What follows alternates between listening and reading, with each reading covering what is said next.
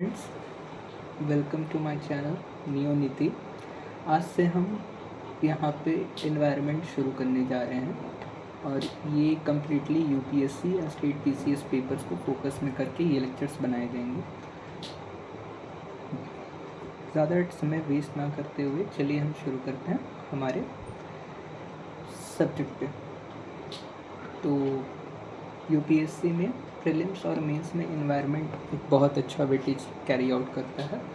Prelims में बात करें तो इससे कई साल 20 से ज़्यादा क्वेश्चंस आते हैं और ऑन एवरेज 10 से 15 सवाल इससे आते हैं, विच मीन्स कि इसका 10 से 30% तक का वेटेज आपको देखने को मिल जाएगा। और मेंस का भी बात करें तो GS3 में इसका सिलेबस मेंशन्ड है, बट अदर GS पेपर्स में जैसे GS पेपर 1 में जियोग्राफी, GS पेपर 3 में इन्वायरमेंटल गवर्नेंस और GS2 में इन्वायरमेंटल गवर्नेंस और GS4 में एथिक्स से रिलेटेड केस स्टडीज़ आपको इसमें से देखने को मिल जाते हैं।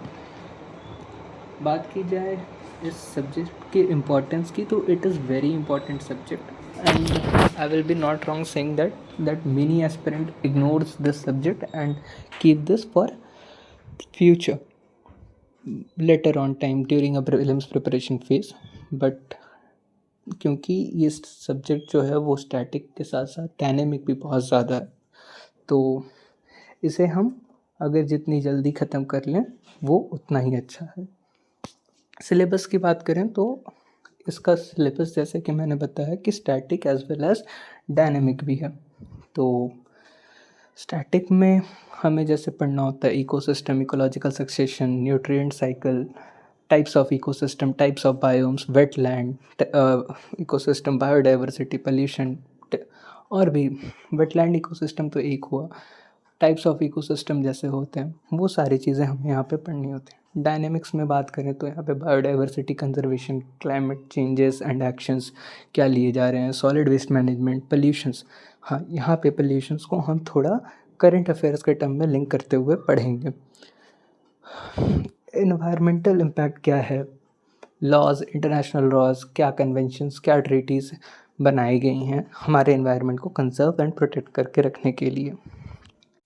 हम सब इन सारी चीज़ों पे बात करेंगे और ये जो लेक्चर्स होंगे ये अराउंड 30 to 40 लेक्चर्स में हम इन्वायरमेंट को ख़त्म करेंगे। ऐसे ही आस्ते आस्ते हम environment, polity and other subjects जैसे हिस्ट्री हो गया, जियोग्राफी हो गया, इन सारे मेजर सब्जेक्ट्स को इस चैप्टर पे ख़त्म करेंगे from very basic to advance. और आई विल मेक श्योर कि आपको यहाँ से पढ़ने के बाद you won't have to go through NCERTs या फिर वो जितने स्टैंडर्ड मोटे बुक्स होते हैं उन सब पे। हाँ, जाना चाहिए because it helps in increasing the reading fluency. आप अच्छे से प्रीलिम्स में क्वेश्चंस को पढ़ पाएंगे, समझ पाएंगे, वो एक अलग पर्सपेक्टिव है, बट आपको कंप्लीट गो थ्रू ना करना पड़े, इसलिए I will be providing everything what I have. बात की जाए how to handle this subject called environment, तो first of all follow the lectures. Second thing is make running notes. जो जो हम बोलते जाएंगे आपको उसके प्लीज़ पेन और पेपर ले करके बैठें, अपना कॉपी लेके बैठें, आईपैड लेके बैठें, कुछ भी ले करके बैठें आप जिस पे नोट्स बना रहे हो, so that you make the running notes out of it. और हर लेक्चर्स जैसे ही एक lecture I will be uploading, उसके नीचे में ही इन सारे स्लाइड्स का आपको लिंक मिल जाएगा जहाँ से आप इसको डाउनलोड भी कर सकते हैं। But again I am saying, आपका सबसे अच्छा नोट्स आप खुद ही बनाते हैं, so focus on that. Well, हम practice questions for prelims and mains दोनों के लिए देंगे, लेकिन वो आने में मतलब क्योंकि ये अकेले ही हम सब कुछ कर रहे हैं तो वो आने में 24 आवर्स लगेंगे एक वीडियो के अपलोड होने में। मतलब जैसे कि आज लेक्चर 1 है तो लेक्चर कल तक you will be getting the practice questions for prelims and mains, जो कि standard PYQs and other materials को यूज़ करके बनाया जाएगा, आप उसका टेंशन ना कीजिए। बट आई नो इन सब चीज़ों के बावजूद भी there will be a bunch of student who will be focusing on book reading. So for them I am telling आप NCERT का क्लास 12 पढ़ सकते हैं, मीन्स अच्छा है वो। एनसीईआरटी क्लास 12 बायोलॉजी के लास्ट चार chapter those are very good to go through. और रेफरेंस बुक के हिसाब से you people very well know कि हाँ शंकर IAS है, अदर कोचिंग मटेरियल्स के नोट्स हैं, आप उनको गो थ्रू कर सकते हैं, they are really good. And मतलब अगर आपने नोट्स बनाए हैं, आपने क्लासेस किए हैं, आई डोंट थिंक दैट आपको उन सब चीज़ों का ज़रूरत पड़ेगा, बट इवन दो फॉर दो स्टूडेंट आई एम टेलिंग वो लोग ये कर सकते हैं, उनके लिए I am telling this. But हम उनके लिए भी ये बोलेंगे कि इतना लेक्चर्स करने के बाद you are not suppose to go through line by line context. आप जस्ट वन गो थ्रू देख लो कि हाँ ये है, and you just move on to next topic. ये नहीं कि आप 500 पेज का बुक लेकर के बैठ गए हैं, उसको पेज बाय पेज पढ़ रहे हैं। That's not a smart way of preparing for this exam at least. Moving on to the topics जो आज हम पढ़ेंगे। पहली बात तो हम इन्वायरमेंट्स का कंसेप्ट पढ़ेंगे, कंपोनेंट्स पढ़ेंगे, क्या टाइप्स कितने टाइप्स के इन्वायरमेंट होते हैं, क्या इंपॉर्टेंस है और क्या प्रॉब्लम्स है। आई होप कि हाँ ये आपको ज़्यादा अच्छा लगेगा। Let's move on to the topic. So what is environment? इसका नॉर्मल फॉर्मल डेफिनेशन बोलें तो a formal definition says environment is refers to the everything surrounding an organism including physical factor like air, water, soil, climate as well as living organism. काफ़ी rough and tough था, so let's simplify this. ये जो मैंने बोला इसका मतलब ये है कि इन्वायरमेंट हम उस चीज़ को कहते हैं जो भी चीज़ हमारे सराउंडिंग में हो, चाहे वो आप बोल सकते हैं ये wall, land, air, micro organism, आपका फ़ोन, चेयर, आप जिस टेबल पे बैठ के ये लेक्चर देख रहे हैं वो टेबल लैंप, आपके मम्मी पापा, कोई भी चीज़ आपका इन्वायरमेंट है। तो this is all about environment क्या होता है। अब based on my previous definition अगर हम आपसे पूछें what could be the components of environment, let me see how many of you can answer. So components की बात करें तो there are like 3 types of components in environment: abiotic, biotic and energy. abiotic का मतलब होता है वो सारी चीज़ें लाइक जो नॉन लिविंग थिंग्स हैं, आपका फ़ोन, बेडशीट, कुछ भी, दोज आर अबायोटिक। बायोटिक की बात करें तो एवरी लिविंग ऑर्गेनिज्म, चाहे वो प्लांट हो, चाहे वो ह्यूमन बीइंग हो, चाहे वो माइक्रो ऑर्गेनिज्म हो, चाहे कोई इंसेक्ट हो, चाहे पानी में रहने वाला इंसान, पानी में रहने वाला मछली हो, या फिर आसमान में उड़ने वाली चिड़िया, एवरीथिंग इज़ बायोटिक। एनर्जीज़ की बात करें तो लाइक सोलर एनर्जी जिन्हें हम सनलाइट कहते हैं, wind energy, hydro power energy, इन सारी चीज़ों को समझ सकते हैं। इन्हें हम कंपोनेंट्स ऑफ एनवायरनमेंट में क्लासिफाई करते हैं। चलिए अब हम मूव करते हैं टाइप्स ऑफ एनवायरनमेंट में। टाइप्स ऑफ एनवायरनमेंट का बात करें तो इसमें भी 3 टाइप्स ऑफ एनवायरनमेंट्स आते हैं: बायोलॉजिकल एनवायरनमेंट, फिजिकल एनवायरनमेंट और कल्चरल एनवायरनमेंट। बायोलॉजिकल एनवायरनमेंट वो जिसमें प्लांट, एनिमल, माइक्रो ऑर्गेनिज्म ये सब आते हैं। फिजिकल एनवायरनमेंट का मतलब लिथोस्फेयर यानी ये ज़मीन, हाइड्रोस्फेयर यानी वो लेक्स, पॉन्ड, ओशन, इन सारे चीज़ को हाइड्रोस्फेयर में आप डाल लीजिए। एटमॉस्फेयर मतलब हमारा वायुमंडल, इसे हम एटमॉस्फेयर कहते हैं। और एक होता है कल्चरल एनवायरनमेंट जिसमें इकोनॉमिक एनवायरनमेंट और सोशल एनवायरनमेंट आता है। और ये तीनों टाइप्स ऑफ जो एनवायरनमेंट होते हैं वो एक दूसरे से इंटरलिंक्ड होते हैं। और मतलब ये जो 3 टाइप के एनवायरनमेंट हैं ये अपना इन्फ्लुएंस बनाते हैं एक दूसरे पे बाय द टाइम। अब जैसे कि अगर हम बात करें कि where culture and economy based on environment, क्या मतलब कल्चर और इकोनॉमी जो होता है वो एनवायरनमेंट पे बेस्ड होता है? जी हाँ। So let me give the example, I have written that on my slide too, but इसका सबसे सही एग्जांपल ये है कि आप खुद सोचिए वो सिविलाइजेशंस जिनका प्राइमरी सोर्स हुआ एग्रीकल्चर, वहाँ पे एवरीथिंग इज़ लाइक वहाँ पे जब डेड बॉडी को, जब भी कोई इंसान मरता था तो वो डेड बॉडी को बरियल नहीं करते थे, they use to just go and burn it, because क्योंकि लैंड की कमी थी, और क्योंकि लैंड की कमी होने के चलते they were not interested in wasting the land for burial of the dead bodies. But उसी जगह जो सिविलाइजेशन डिज़र्ट एरिया में जन्म लेती है, जैसे कि हमारा क्या कहते हैं, जो भी इस्लामिक कंट्रीज़ हैं, वहाँ पे क्योंकि इस्लामिक कंट्रीज़ हो गया, सहारन डेजर्ट हो गया, या फिर मिडिल ईस्ट की हम जैसे बात करते हैं, वहाँ पे बरियल आर परफॉर्म्ड। क्यों? क्योंकि वहाँ पे एग्रीकल्चरल लैंड नहीं है, kilometres and thousands of kilometres में सिर्फ वहाँ पे सैंड्स आते हैं। तो ऐसा तो मतलब वहाँ पे एनवायरनमेंट भी नहीं है कि हाँ खेती हो सके, एग्रीकल्चरल प्रैक्टिस हो सके, तो लैंड तो बहुत है। तो वहाँ पे आप देख सकते हैं कि उन्होंने बरियल सिस्टम का यूज़ करना शुरू किया। तो आप देख सकते हैं कि हाँ, चेंजिंग एनवायरनमेंट के साथ कहीं पे अगर एग्रीकल्चर इम्पोर्टेंट है तो वहाँ पे किसी डेड बॉडी का फ्यूनरल करने का तरीका कुछ और है, वहाँ पे रिचुअल्स कुछ और हैं। और सेम जगह जहाँ पे agriculture is not a prime source, वहाँ पे डेड बॉडी को ट्रीट करने का तरीका कुछ और है, उसको देखने का, उसका रिचुअल्स, फ्यूनरल, सारा चीज़ अलग है। तो आप देख सकते हैं एनवायरनमेंट किस हिसाब से हमारे कल्चर को डिसाइड कर रहा है कि हम क्या करेंगे। एक और एग्जांपल देते हैं।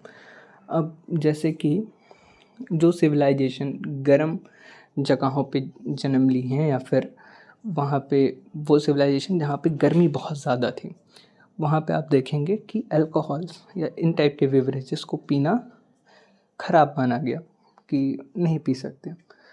और क्यों? इसका एक साइंटिफिक रीज़न भी है, क्योंकि आप सोचिए कि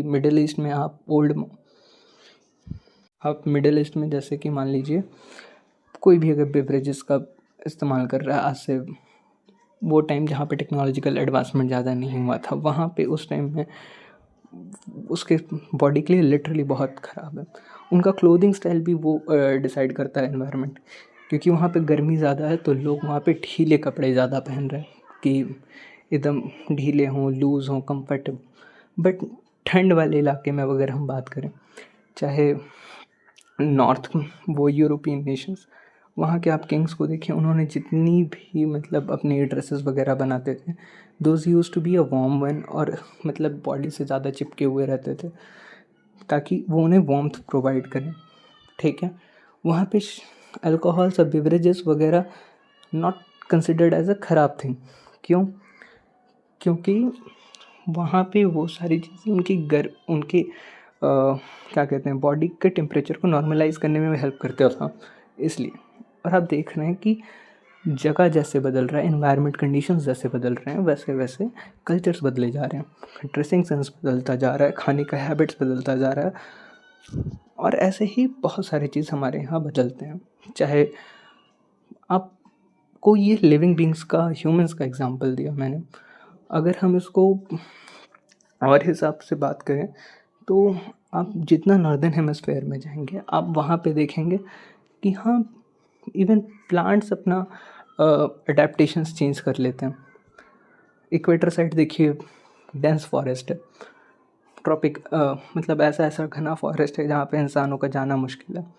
वहीं पे नॉर्दर्न एरिया में जाइए, एक वाइट डेजर्ट आपको देखने को मिल जाएगा, ग्रासेस होंगे छोटे छोटे, या फिर कॉनिफेरस शेप के ट्री हो गए, हाँ वही मतलब जो क्रिसमस ट्री होता है, वैसे ट्रीज़ आपको देखने को मिल जाएंगे। तो इवन वो सारे प्लांट्स, ग्रासेस भी उन सारी चीज़ों को अडेप्ट कर रहे हैं। देख सकते हैं कि हाँ, नेक्स्ट स्लाइड में भी मैंने वो एग्जांपल दे दिया था अल्कोहल बेवरेजेस का। So let's move to the next topic, ecology.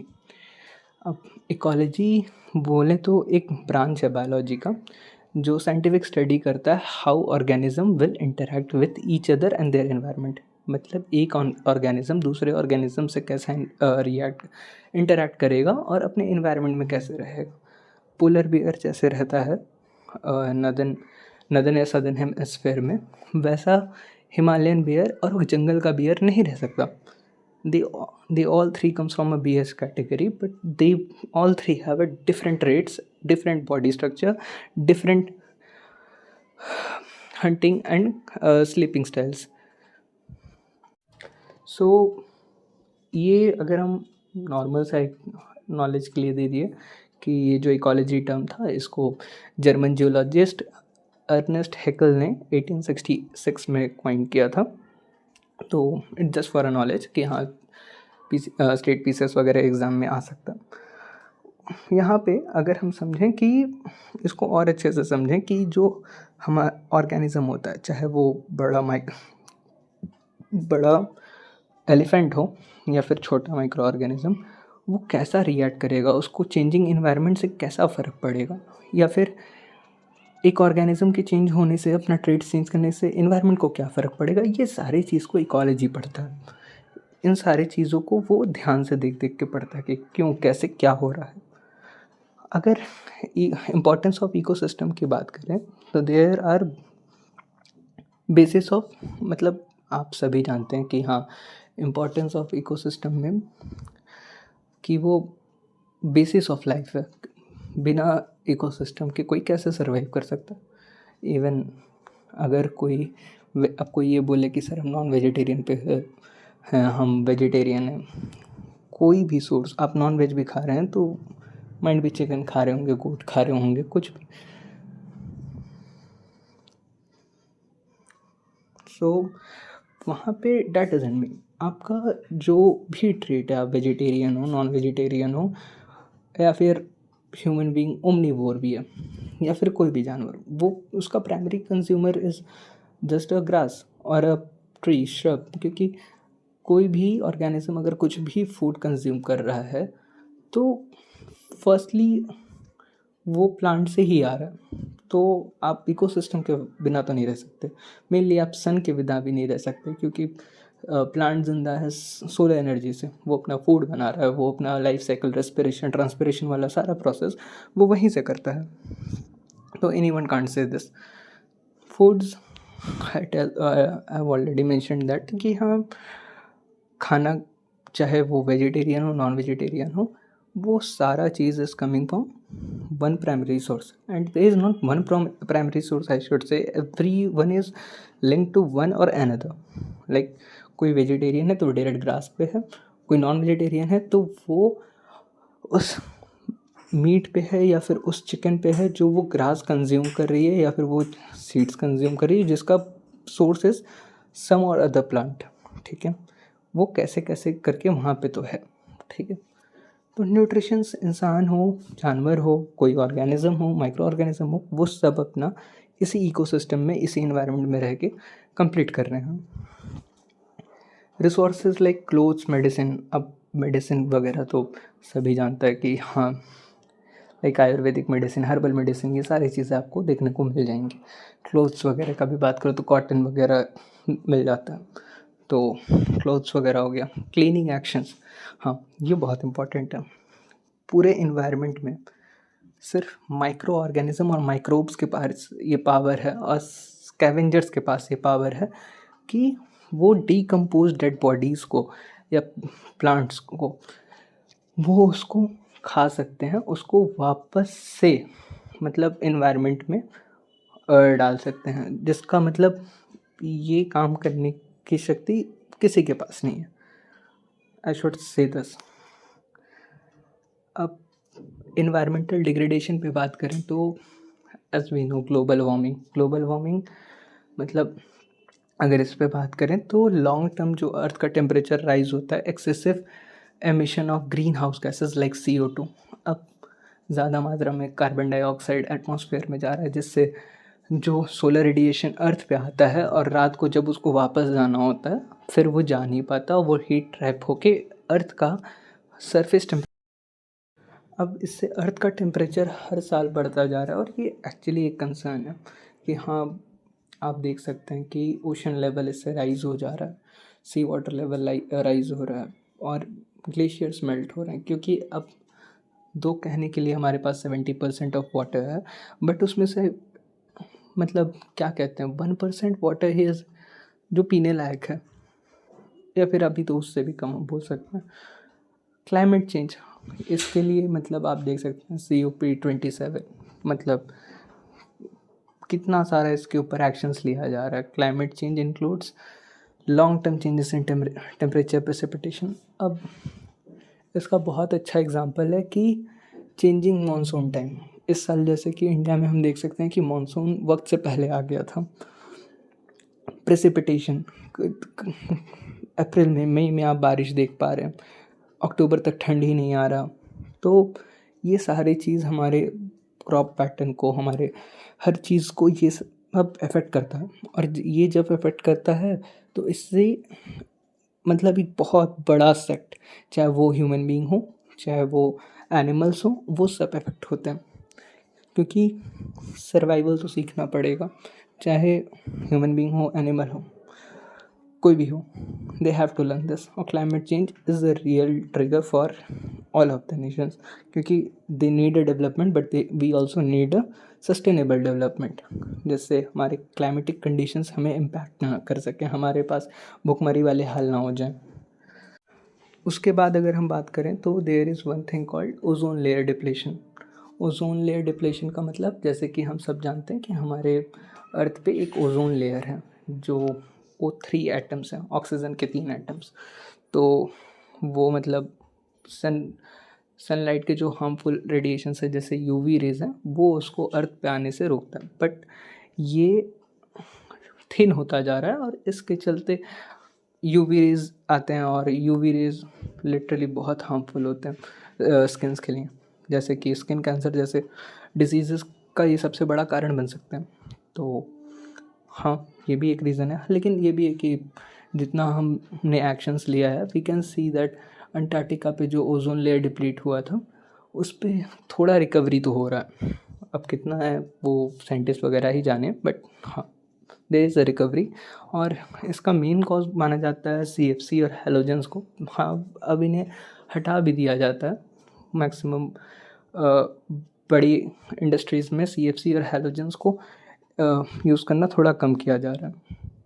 अब वाटर बॉडी डिग्रेडेशन भी एक एनवायरमेंटल क्राइसिस के रूप में हम देख सकते हैं इसको। वाटर बॉडी डिग्रेडेशन का मतलब हुआ कि वाटर में पोल्यूशंस, या फिर बिना पानी को ट्रीट किए गंदे पानी को सीधा रिवर सिस्टम में डाल देना। अब इससे मरीन लाइफ इफ़ेक्ट होगा। मरीन लाइफ में से भी ऐसे बहुत सारी चीज़ें जो ह्यूमन लाइफ डायरेक्टली कंज्यूम करता है, और जब मरीन लाइफ इफ़ेक्ट होगा तो इनडायरेक्टली और डायरेक्टली ह्यूमन लाइफ भी इफ़ेक्टेड होने लगेंगे।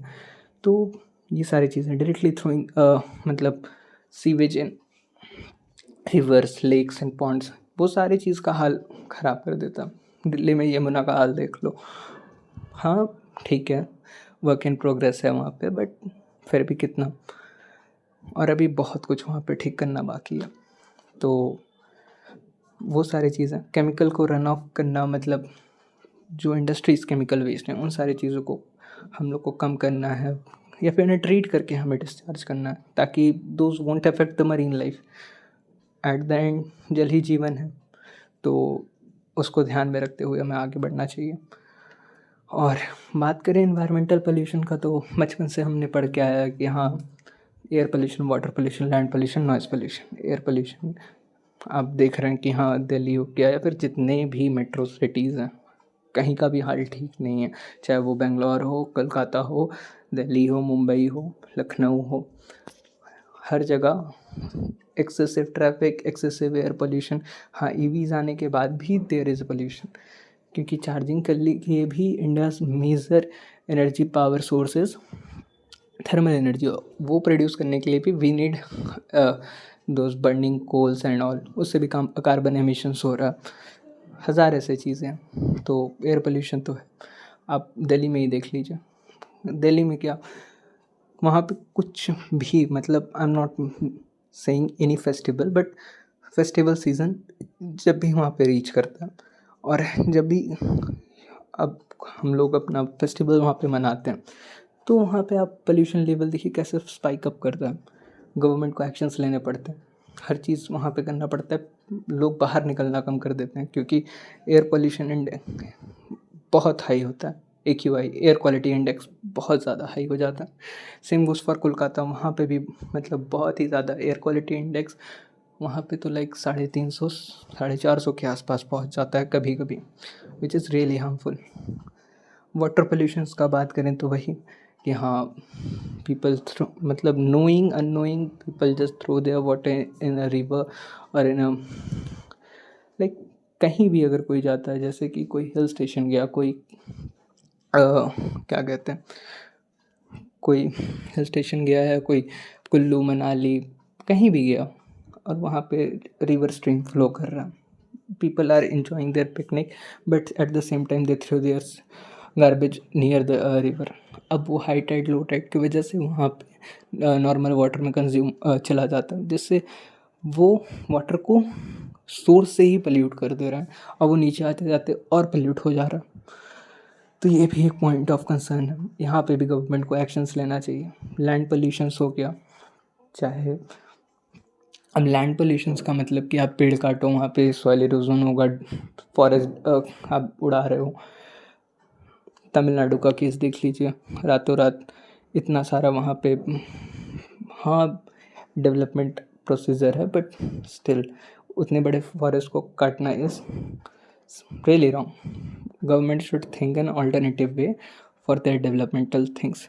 It's not about you are clearing the forest and just building a concrete city over there. There are other species too who are living, who are contributing to the environment and they have a right to live their life. तो उन सारी चीज़ों को भी हमें ध्यान में रखना चाहिए। फिर नॉइज़ पोल्यूशन, जिससे आप हम सब लोग अच्छी तरह से वाकिफ़ हैं, those are as won't consider them as a pollution, but हाँ द ओल्ड एज पीपल या फिर the students who are really studying, हम तो इट इज़ लाइक उनके लिए ये थोड़ा डिस्टर्बिंग होता है। हार्ट पेशेंट्स इन सब के वगैरह, इन सब लोगों के लिए वो काफ़ी डिस्टर्बिंग होता है। तो ये सारी चीज़ें हमें ध्यान में रखनी चाहिए। सो आज के लिए बस इतना ही। Thank you for watching the video and subscribe the channel for more such videos. और हाँ, write down your comments so that I can work on it and improve my video content according to you people. Thank you.